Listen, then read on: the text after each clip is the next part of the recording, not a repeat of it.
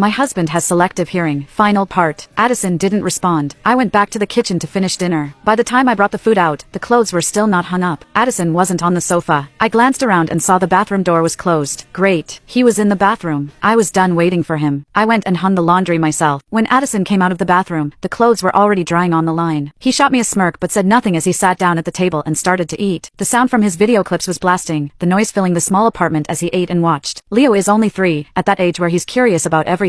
He saw Addison eating with his phone and looked at me. Mommy, why can Daddy watch his phone while he eats? But I can't. I know the best way to teach a child is by example. So I said quietly, Addison, can you just eat your dinner? Put the phone away. Addison didn't react, his thumb continuing to scroll. I raised my voice. Addison, put the phone away. Still no response. I took a sharp breath and yelled, my voice ringing through the room. Are you listening to me? Did you hear what I said? Put the phone away and eat your dinner. Addison rolled his eyes at me, his face a mask of irritation. I know.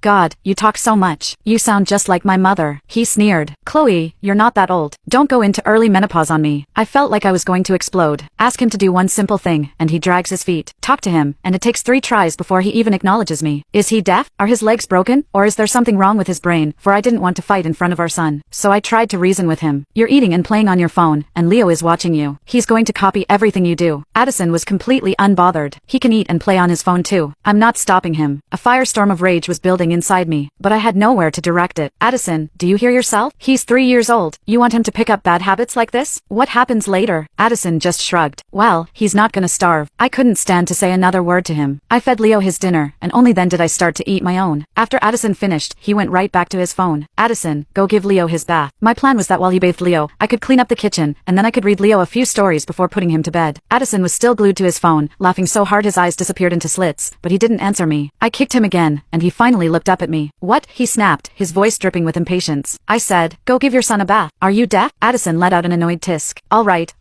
I got it. So much nagging. I finished my dinner and went to do the dishes. When I came out of the kitchen, I found Addison lying in our bed playing on his phone, while Leo sat on the floor watching TV. The bath was still not done. Addison, I asked you to give Leo a bath. When exactly were you planning on doing it? He didn't answer, just shifted his position on the bed, his eyes never leaving his phone. I was so tired. So incredibly tired. And in that moment, I finally understood. It wasn't that he couldn't hear me. He was pretending not to, because he knew that if he just played dumb, played deaf, eventually I'd get fed up and do it myself. I couldn't understand it. His mom had only been gone for 3 days. How did Addison turn into this person? 5 Addison and I met and fell in love on our own. We'd been dating for over a year when I got pregnant unexpectedly, so we got married. At the time, I had a good job and was on the fast track for a promotion. I didn't want to quit because of the baby, so Addison asked his mom to come and help. My mother-in-law was a wonderful woman. When I was recovering from childbirth, she cooked me 4 different meals a day, never repeating a dish. She took amazing care of Leo, and I barely had to lift a finger. This year, Leo turned 3 and started preschool. His mom said she wanted to go back to her hometown. She wasn't used to the big city. Honestly, I was sad to see her go. Her being here made our lives so much easier. But if she wanted to leave, I couldn't stop her, so I agreed. I had forgotten that when his mom was around, Addison wouldn't even get his own plate of food. She would serve him and bring it to him at the table. When had he ever done a single chore? So now that she was gone, he just assumed life would continue as it always had, with him being waited on hand and foot. But a good home requires effort from both people. When one person does too much, they're bound to break. I decided it was time Addison got a taste of his own selective hearing. 6 I took Leo, gave him a bath, read him a picture book, and tucked him in for the night. The next day, I made breakfast just for Leo and me. After we ate, I woke Leo up and had him get ready. When Addison finally emerged from the bedroom, he found the kitchen empty. He asked me, where's breakfast? I didn't answer him, just focused on packing Leo's school bag. Addison asked again, his voice a little louder. Where's breakfast? I just said, oh, we already ate. You didn't make any for me? Addison sounded annoyed. I shrugged. You never asked me to. You. Addison was so angry he just stormed out, slamming the door behind him. Ha, he couldn't handle that. This was just the beginning. That evening, Addison said he had a work dinner and wouldn't be home. I was perfectly happy with that. I picked Leo up from preschool and took him out for dinner. We even went to an indoor playground. By the time we got home, I gave him a quick bath, and he was so exhausted he fell asleep without me even having to read him a story. The third day, at breakfast, I once again told Addison to remember to hang up the laundry. I knew he wouldn't do it, so I only put his clothes in the washing machine. Leo's and my clothes had been washed and dried the night before. Sure enough, Addison didn't hang up the laundry. When I got home from work, his clothes were still sitting in the washing machine. I didn't touch them. They were his clothes, not mine. If he couldn't be bothered to hang up his own clothes, why should I do it for him? It wasn't until the next morning that Addison realized he had nothing clean to wear. His company requires a uniform for work. He has 2 sets. One was still sitting in the washer, and the other, which he wore yesterday, was already starting to smell. Chloe, why didn't you hang up my clothes? He asked, his voice laced with anger. I raised an eyebrow. Didn't I ask you to hang them up yesterday morning? You didn't do it? Addison was speechless. He must have assumed that, like last time, I would see the unhung laundry, rewash it, it and hang it up for him. He never expected that I would stop enabling him, that I'd just let his clothes sit in the washing machine for a day and a night. When Addison finally pulled the clothes out, the stench almost knocked him over. Chloe, did you do this on purpose? Last time I forgot to hang the laundry, you noticed right away. This time, you deliberately let my clothes sit in there all day, didn't you? I'd never met anyone so shameless. And you? I shot back. Did you deliberately not hang them up? You figured that if you didn't do it, I would, so you just decided not to bother. Knowing he was in the wrong, Addison could only pull on yesterday's dirty uniform and head to work. 7. I thought after these last couple of days, Addison might finally learn his lesson. But then, I overheard a conversation between Addison and one of his buddies. Man, I'm so over it. It's just a bunch of little things, and she's constantly on my case about it. If she cooks, I have to do the dishes. If she does the dishes, I have to give our son a bath. If she puts the laundry in, I have to hang it up. Why? It's such a small thing. Does it really have to be me? Can't she just do it herself? When my mom was here, she never asked me to do a single thing. I couldn't hear what his friend said on the other end, but whatever it was, it just made Addison angrier. You think I haven't tried that? I used to just drag my feet, not do the dishes, not hang the laundry. And you know what happened? She stopped making me dinner. She only washes her own clothes and Leo's. I'm serious, man. I'm so done. If she hadn't gotten pregnant, you think I would have married her? I must have been cursed to end up with her. I stood just outside the study door, hearing every single word of his rant. My fists clenched so tight my knuckles turned white. So that was it. The only reason he married me was because I was pregnant, and I was foolish enough to think it was for love. Especially with his mom being so wonderful, we never had any of the typical mother-in-law drama. So I just assumed that my relationship with my husband was fine, too. I never imagined this is how Addison truly felt about me. The truth is, he knew exactly what he was doing all along. He was doing it on purpose. If he despises me that much, then maybe it's time to let go. The words hit me like a punch to the gut, but I didn't burst in screaming. Instead, I turned and walked back to the kitchen, my steps steady. No more anger, no more disappointment, just a cold, clear decision. The final straw that evening, I picked Leo up from daycare and took him to my parents' house. I told them everything, Addison's selective hearing, his refusal to help, the conversation I'd overheard. My mom hugged me tight, her voice shaking. You don't deserve this. A marriage is a team, not a one-person show. My dad nodded, his jaw tight. Bring your things here. Stay as long as you need. That night, I texted Addison, I'm staying with my parents. Leo and I won't be back until you're ready to act like a husband and father. And if you're not, we're getting a divorce. He replied an hour later, are you serious? This is over dishes and laundry? You're being ridiculous. I didn't respond. His wake-up call for 3 days, I didn't answer his calls or texts. On the 4th day, he showed up at my parents' house, unshowered, wearing a wrinkled shirt that clearly wasn't his uniform. His eyes were bloodshot, his hair a mess. Can we talk?